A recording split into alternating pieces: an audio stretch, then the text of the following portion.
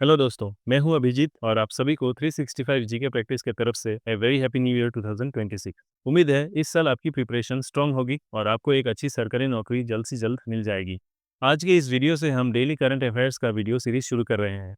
हर video में हम top 10 daily current affairs को जानेंगे और उनसे रिलेटेड इंपॉर्टेंट डिटेल्स को भी देखेंगे। ये डेली करंट अफेयर्स के वीडियोस एसएससी, आरआरबी, डिफेंस या किसी भी गवर्नमेंट जॉब एग्जाम्स की प्रिपरेशन के लिए बहुत बेनिफिशियल होने वाला है, इसीलिए इस वीडियो को एंड तक जरूर देखिए। तो चलिए शुरू करते हैं आज का वीडियो।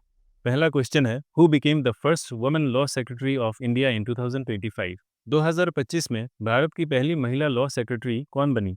इसका सही जवाब है Anju Rathi Rana. Doctor Anju Rathi Rana ministry of law and justice के डिपार्टमेंट ऑफ लीगल अफेयर्स की पहली महिला सेक्रेटरी बनी। उन्होंने इंटरनेशनल फोरम्स पर भारत का रिप्रेजेंटेशन किया है, जैसे BRICS minister of justice meeting. Doctor Rana ने लीगल रिफॉर्म्स में भी इंपॉर्टेंट योगदान दिया हुआ है। उन्होंने जुडिशरी में महिला रिप्रेजेंटेशन बढ़ाने के लिए भी काम किया है। अगला सवाल देखते हैं। Renowned sculptor Ram Vanji Sutar passed away at the age of 100 in December 2025. Which monumental work is he best known for? दिसंबर 2025 में 100 साल की उम्र में निधन होने वाले मशहूर मूर्तिकार राम वंजी सुतर किस विशाल स्मारक के लिए जाने जाते हैं? इसका सही जवाब है Statue of Unity. Ram Vanji Sutar Statue of Unity के डिजाइनर थे। आपको पता ही होगा, स्टेच्यू ऑफ यूनिटी दुनिया की सबसे ऊंची प्रतिमा है और ये सरदार वल्लभ भाई पटेल को समर्पित है। राम सुतर का जन्म 19 फरवरी 1925 को महाराष्ट्र के धुले जिला में हुआ था। वे मुंबई के sir J school of art से गोल्ड मेडलिस्ट रहे थे। उन्हें 1999 को पद्मश्री और 2016 में पद्मा भूषण से सम्मानित किया गया था। अगला क्वेश्चन देखते हैं। Which railway station won the National Energy Conservation Award 2025 in transport category? ये क्वेश्चन रेलवे से रिलेटेड है, तो आरआरबी एस्पिरेंट्स ध्यान दें क्योंकि ये आपके लिए काफ़ी इंपॉर्टेंट क्वेश्चन होगा। आपको बताना है कि ट्रांसपोर्ट कैटेगरी में नेशनल एनर्जी कंजर्वेशन अवार्ड 2025 किस रेलवे स्टेशन को मिला? इसका सही जवाब है मियाना railway station. मियाना railway station Madhya Pradesh के गुना जिले में स्थित है, जिसको इस साल ट्रांसपोर्ट सेक्टर में नेशनल एनर्जी कंजर्वेशन अवार्ड से सम्मानित किया गया। इस छोटे स्टेशन ने हर साल लगभग 9,700 यूनिट बिजली की बचत हासिल की। ये बचत एलईडी लाइटिंग, एनर्जी एफिशिएंट पंखों और स्मार्ट कंट्रोल सिस्टम्स के इस्तेमाल से मुमकिन हुई।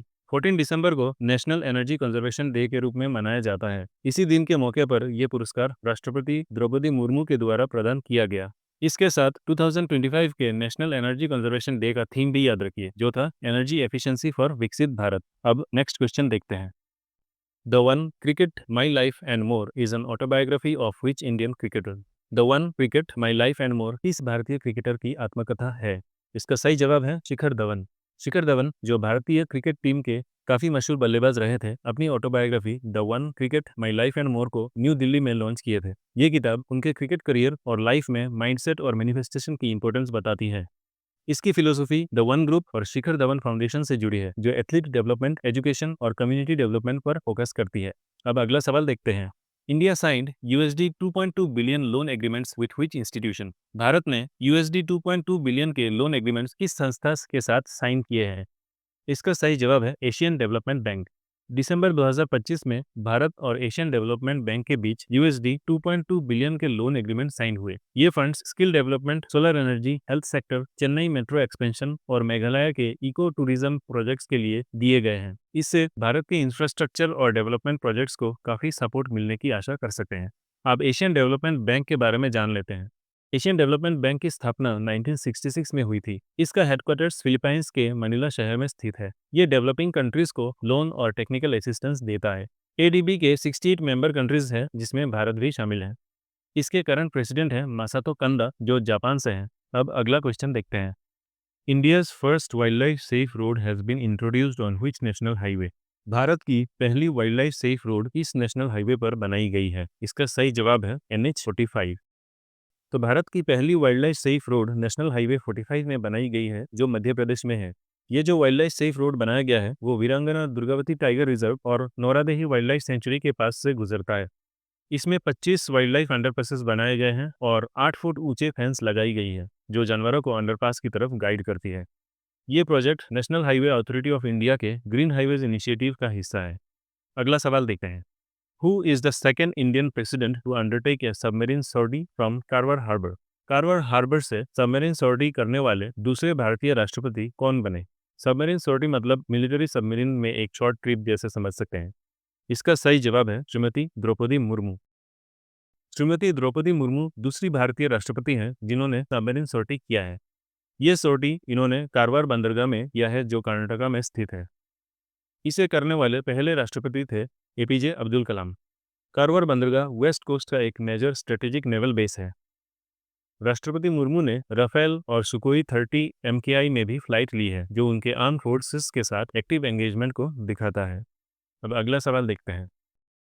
What steps did the Education Ministry announce for failed class 10 और 12 students? बोर्ड एग्जाम में फेल होने वाले स्टूडेंट्स के लिए शिक्षा मंत्रालय ने कौन सा कदम उठाया?